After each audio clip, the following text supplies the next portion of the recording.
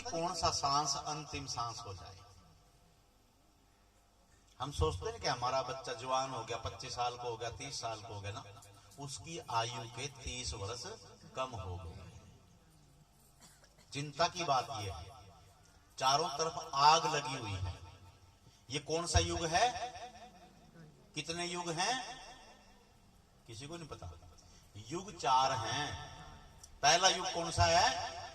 सतयुग, जिसमें सत्य ही बोलते थे सभी लोग।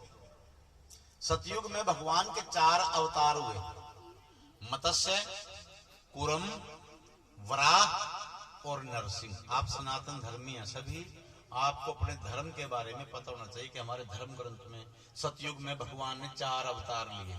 जितनी जीवात्माएं थी वो सारे के सारे जल के जीव थे।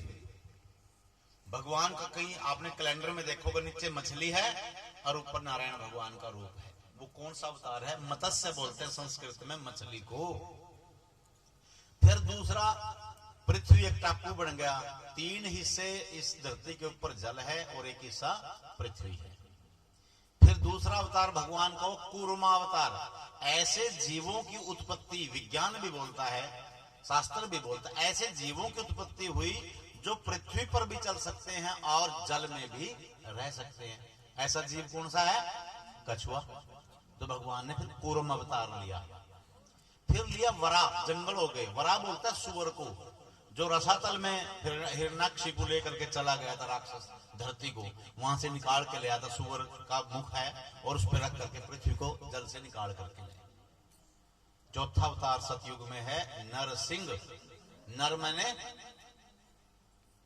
आदमी, सिंह माने शेर। नीचे आदमी था और ऊपर सिर था। जब प्रहलाद ने कहा कि मैं ही भगवान हूं, मुझे ही सर्वस्व मानो, पुत्र प्रहलाद कहने लगा कि नारायण से बड़ा संसार में कोई नहीं प्रभु, मैं तो नारायण का ही भक्त हूं।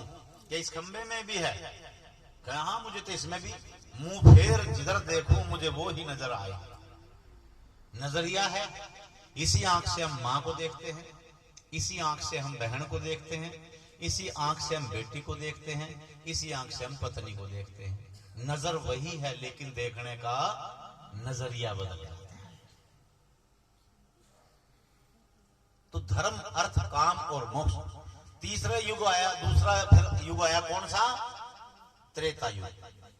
उसमें धर्म की, सतयुग में 4 टांगें थी, एक टांग टूट गई, 3 के सारे धर्म खड़ा रहा। उसमें भगवान राम ने अवतार लिया। तीसरा युग कौन